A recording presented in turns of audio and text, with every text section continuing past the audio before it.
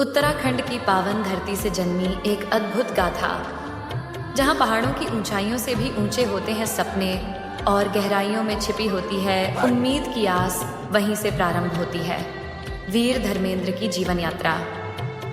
रुद्रप्रयाग जनपद के ऊखीमठ ब्लॉक के छोटे से गांव पैंज में जन्मा वह बालक, जिसका नाम था धर्मेंद्र, मात्र 2.5 वर्ष की आयु में मां का साया सिर से उठ गया और जब तक 9 वर्ष के हुए पिता भी संसार छोड़ चले। सपनों के सहारे सब कुछ बिखरने लगा, लेकिन एक आवाज भीतर से गूंजती रही, मुझे फौजी बनना है।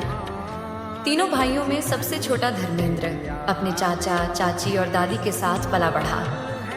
गांव की पथरीली गलियों में अपने छोटे चचेरे भाई संदीप के साथ खेलते कूदते वह अक्सर टकटकी लगाए देखा करता सेना की वर्दी को।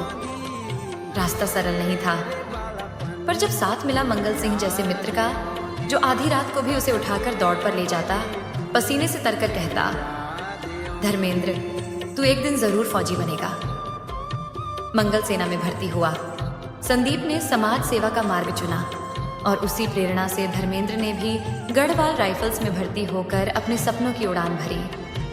प्रशिक्षण के बाद उन्हें पर्वतीय युद्ध विशेषज्ञ गढ़वाल स्काउट्स में नियुक्त किया गया। वहां फिजिकल ट्रेनिंग इंस्ट्रक्टर का विशेष कोर्स किया, जिससे उनकी शारीरिक व मानसिक क्षमता उच्चतम स्तर पर पहुंच गई। इसके बाद उन्होंने भारत की सबसे प्रतिष्ठित बल 9 पैरा स्पेशल फोर्सेस के लिए स्वयं को प्रस्तुत किया। 90 दिनों की कठिनतम चयन प्रक्रिया को पार कर वे बन गए पैरा स्पेशल फोर्स कमांडो। उनके बड़े भाई गजेंद्र पुष्पवान ने एक शर्त रखी थी, जब तू पैरा बलिदान बैज पहनेगा तभी तुझे तेरी मनपसंद लड़की से सगाई करने दूंगा। और वही हुआ, बैज पहना, सगाई हुई और शादी भी एक सैनिक पिता की बेटी से हुई। आज उनकी एक प्यारी सी बेटी है, एक छोटी सी दुनिया, लेकिन बड़ा सपना अब भी बाकी था। अब लक्ष्य था भारत की राष्ट्रीय सुरक्षा बल NSG में शामिल होना और गर्व से ब्लैक कैट कमांडो का बलिदान बैज पहनना। एक बार फिर 90 दिन की अग्नि परीक्षा, लेकिन धर्मेंद्र हर बार की तरह डटकर खड़े रहे और बन गए NSG कमांडो, देश की सबसे ताकतवर टुकड़ी का हिस्सा। पैरा और NSG में रहते हुए उन्होंने कई गोपनीय व खतरनाक मिशनों में भाग लिया, जिनके लिए उन्हें कई बार वीरता पदक, प्रशस्ति पत्र और सम्मान मिले।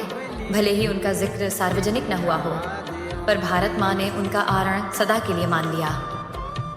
2013 की केदारनाथ आपदा में जब पूरी केदार घाटी में प्रलय मचा हुआ था, धर्मेंद्र छुट्टी पर थे और उसी क्षेत्र में उपस्थित थे।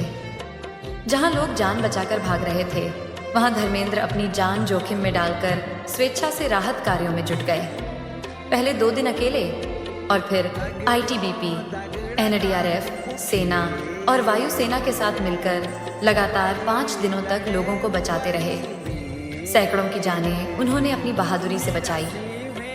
उत्तराखंड सरकार ने उनका नाम अशोक चक्र हेतु केंद्र को भेजा, लेकिन राजनीतिक मतभेदों ने यह गौरव रोक लिया।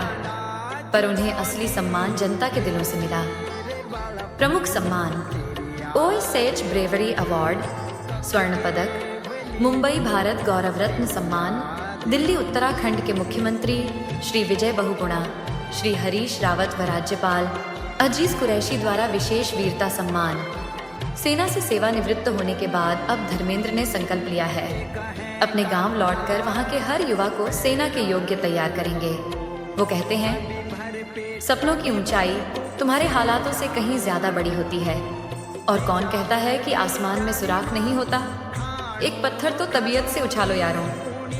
आज भी उनकी आंखों में वही जज्बा है और दिल में उत्तराखंड की मिट्टी की सौंधी सुगंध। ऐसे महान सपूत को शत शत नमन, जिन्होंने न केवल देश की सेवा की, बल्कि समाज और युवाओं के लिए प्रेरणा की लौ बनकर आज भी जल रहे हैं। यह केवल धर्मेंद्र की कहानी नहीं, यह उत्तराखंड के हर उस बेटे की गाथा है जो सीमाओं पर तैनात है और अपने जीवन से हमें सुरक्षित बनाए रखता है। धर्मेंद्र हमेशा कहते हैं, हमारी असली पहचान उस वर्दी से है जिसने हमें सम्मान, हिम्मत और जिम्मेदारी सिखाई। हम सबको चाहिए कि सैनिकों को एक नेता से ज्यादा सम्मान दें, क्योंकि वही सच्चे रक्षक हैं इस राष्ट्र के। जय हिंद, जय उत्तराखंड, जय भारत की सेना। इंडिया